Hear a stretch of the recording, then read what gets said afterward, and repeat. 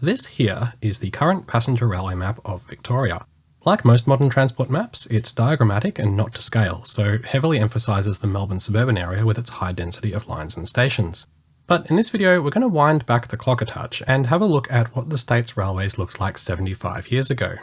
This here is the 1949 edition of the Railway Map of Victoria. We're going to take a look at how the network has changed over the 3/4 of a century since this map was published, and I'll point out a few interesting details and quirks. Before we get into that though, I need to quickly tell you about this map specifically.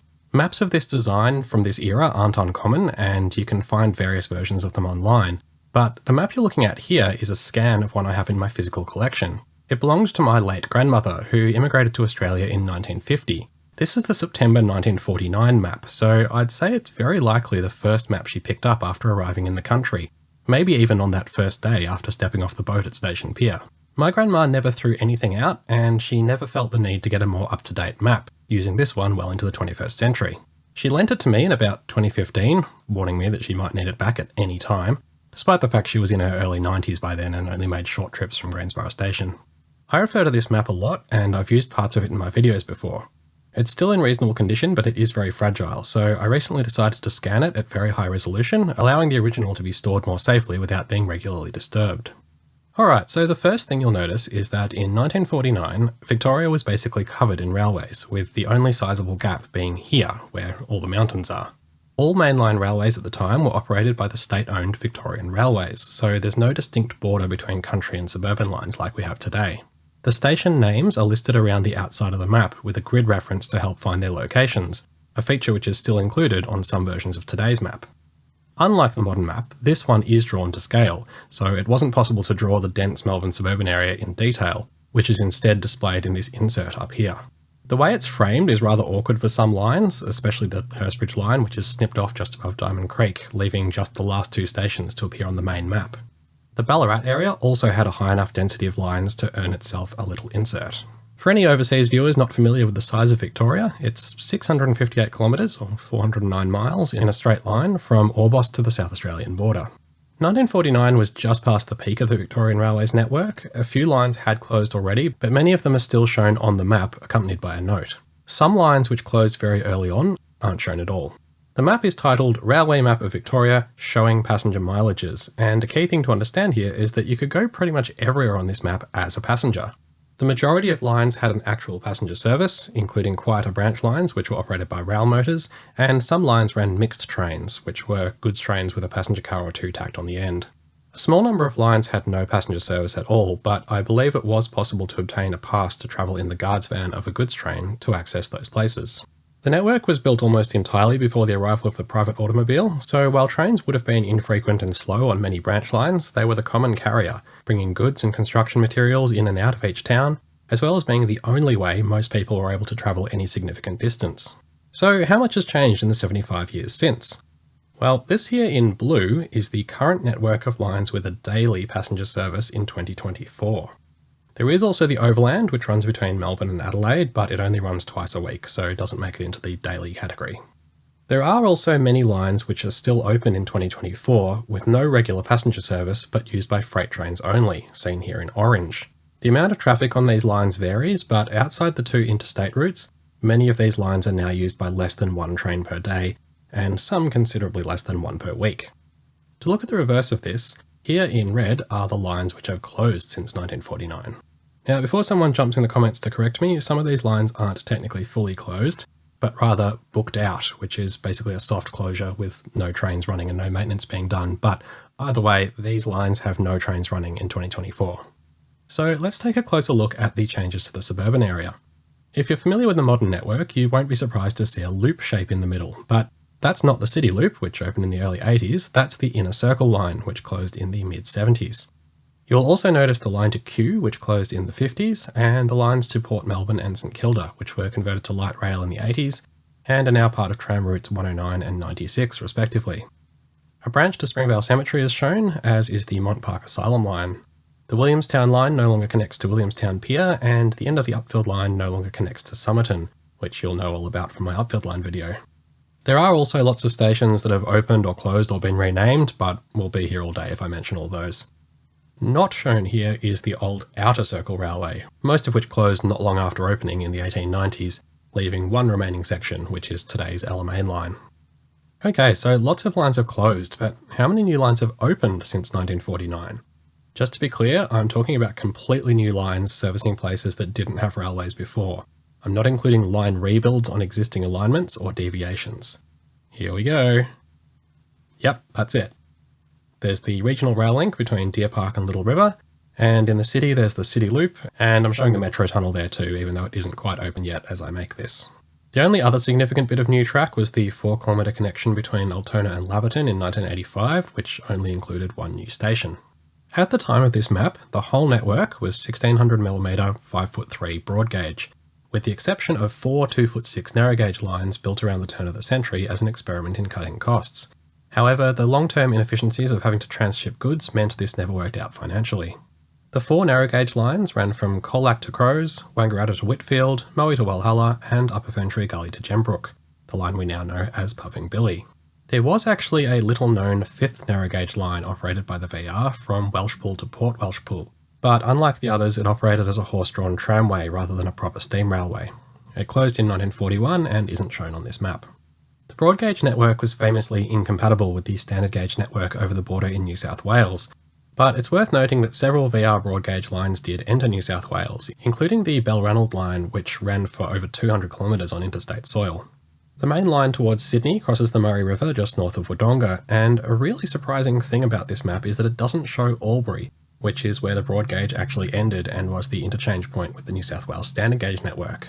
Meanwhile, over on the western border of the state, the network was compatible with the South Australian system, which was also mostly broad gauge. At the time of this map, there were 2 physical connections to the South Australian system, one on the main line at Serviceton and also at Pinaroo, which, like Albury, is oddly not shown on the map. The line via Pinaroo was a lightly laid branch line, but was used as a diversion route for interstate trains on some occasions, unlike today where everything just grinds to a halt because there are no alternative routes. There was also a branch to Mount Gambier, which connected with a South Australian 3'6" narrow gauge line. That line was converted to broad gauge in 1953, a little bit after this map's time, and became another possible route for broad gauge trains between the 2 states. The odd thing here is that 2 stations over the border are shown, but not the terminus at Mount Gambier. I suspect what's happening here is that Mount Gambier isn't shown because the station itself was managed by the South Australian Railways, and likewise for Albury being New South Wales managed. But it still seems like a strange thing to do given this is a public passenger map, and VR passenger trains did run through to those points. So now let's take a look at the gauge situation today in 2024, and yeah, it's a bit more complicated now. I'm showing the remaining broad gauge network in yellow, standard gauge is purple, and lines with both gauges in blue. Note that I'm not distinguishing here between dual gauge track and routes which just have separate broad and standard gauge lines sharing a corridor. It's too complicated to show at this scale, but the majority of those 2 sections on the interstate corridors are separate parallel lines, while Maryborough to Denali over here is single track dual gauge. The crucial thing is that both interstate routes are now standard gauge, allowing interstate freight trains to run without transshipping, not just to the adjoining states, but all the way up to Brisbane and across to Perth and Darwin. The lines to Mildura and Murrayville were standardised in 2017-2018 as the beginning of the Murray Basin Rail Project, which aims to convert many of the Mallee lines to standard gauge.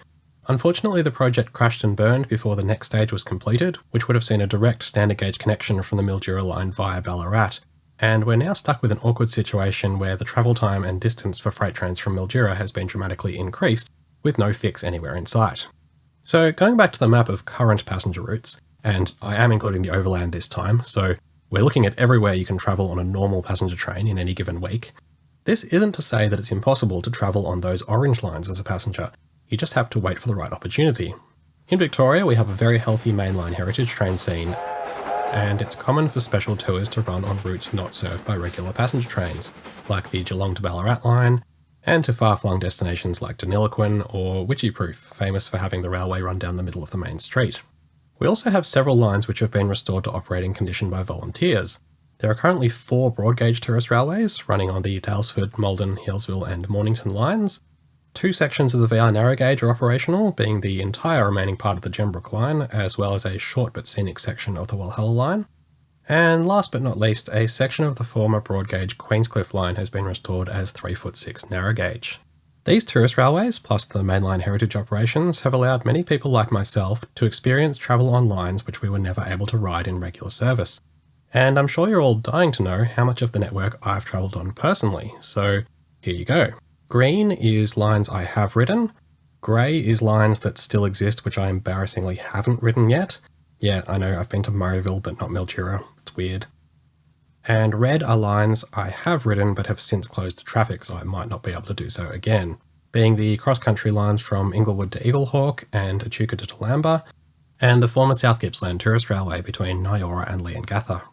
I've also walked, ridden or driven along the alignments of several closed lines, but I'm not going to include that here. I should point out that I never rode the St Kilda and Port Melbourne lines when they were actually railways, because due to an administrative oversight I wasn't born yet, but I have of course ridden them in the tramway era.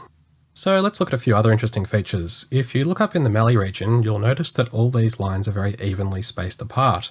Those gaps are roughly 30 kilometres, or 18.5 miles, and the general idea was that all farmers in the area would be able to easily make a round trip to their nearest station by horse and cart in a day. It was easy enough to plan the alignments like this in this part of the state due to the very flat topography. While we're in the Mallee, take a look at this interesting line. You might notice it doesn't have any stations on it. This is the Nowinji to Millawa South line, which I've also seen referred to as the line towards Millawa South. It's not exactly clear where Millawa South actually is, or even Millawa for that matter, but the railway never made it there. No stations were ever completed, but gypsum was mined in the area, and the line survived into the late 80s, shipping out gypsum for the Brunswick plaster mills. And the loader still survives today, in a remote location on the edge of the Murray Sunset National Park. Down here is a short line running from Stawell into the Grampians, which just ran to a small quarry and is already marked as unused. Something that's a big contrast to today's network is how many places were accessible by multiple routes, and on some parts of the map several mileages from the city are given, including some stations in the Cressy area with 3 mileages. There's a line here which has been drawn using a narrower stroke, and that's because this is the Kundrook Tramway, which was built and operated by the Shire of Swan Hill, later the Shire of Kerrang. It was broad gauge and connected with the mainline network at Kerrang, which might have helped get it on this map, unlike other non-VR tramways. In fact, this is the only route not operated by the VR shown on this map, but it was taken over by them a few years later in 1952, so maybe they were already eyeing it off. This line up here is an interesting addition. Work started on the line from Robinvale to Letty in southern New South Wales in the late 20s, but construction stalled and the last part was never completed. Even the part that was completed was never officially opened, but apparently some trains did run as far as Kuriki and were operated by the railway's construction branch. This was the case through the 1930s, but no trains ran after 1943, so it's rather surprising that it's shown on this 1949 map with no notes or explanation. The key doesn't even say what the dotted line means. The bridge over the Murray at Robinvale was a steel lifting bridge, similar to the one that's still in use at Tocumwell, and it was probably a fairly major investment for a line that never officially opened. It was used as a road bridge until 2006 when it was replaced, but the central lifting section was put on display near Robinvale Station, which I just happened to take some photos of recently. If you'd like to learn more about this line, there is a book available covering its history. Something which might seem a bit out of place on a railway map is the inclusion of the Mount Buffalo Chalet, a large stately building in the Mount Buffalo National Park, which still exists today but has been closed to the public since 2007. The chalet made it onto the map because it was operated by the Victorian Railways from 1924 to 1985, and they would ferry guests up there by bus from the railway station at Porepunkah. VR passenger carriages also traditionally had framed photographs on the walls, and it was common for views of the chalet and Mount Buffalo to be featured. Back in the suburban area, you might notice these 2 thin dotted lines, which are not marked or explained in any way. Those are the 2 Victorian Railways street tramways, from St Kilda to Brighton Beach and Sandringham to Black Rock. The St Kilda tramway was unusual in that it was broad gauge like the VR railway network, but the Black Rock tram was standard gauge, matching the rest of the Melbourne tramway system, although they didn't actually connect anywhere. When considering the vastly reduced passenger network between 1949 and 2024, it's important to remember that many of the lines which are now closed were lightly laid branch lines only suitable for fairly low speeds and often taking meandering routes. A lot of these would really struggle to compete with road transport today, and most of those routes do still have public transport in the form of V-Line road coaches. However, many of these lines could theoretically be rebuilt today, laid to higher standards and allowing higher speeds. The best example of this actually happening is the suburban line from Epping to Mernda, which was rebuilt on the alignment of the former Whittlesea branch line. Here's a view of the abandoned alignment just north of Epping in 2006, with the remains of a wooden bridge over the Darebin Creek. And here's the same spot in 2019. Personally, I think the Healesville and Warburton lines would be hugely popular today, as well as the rest of the Whittlesea line, and further out I think Bright and Leongatha are good candidates. However, I'm also aware that most of these would be enormously controversial and extremely difficult to make happen. However, on the simpler side of things, there are several freight-only lines which could have passenger services returned fairly easily, if the motivation were there, most famously Mildura, but also Horsham, Hamilton and Portland, which have comparable populations to many places on the existing network. Horsham is by far the easiest option of any of these, given there are already well-maintained platforms between Ararat and Horsham for the twice-weekly overland, so it's a simple case of getting a standard gauge train or two. The recently withdrawn standard gauge NSETs would have been perfect, and you could start running that train as a shuttle from Ararat almost immediately, but I won't be holding my breath. So I hope you've enjoyed this brief look back at a time when you could catch a train to Blowhard, Maiwee, Wangamong, Bung Bong, Boinka, or Teddy Waddy.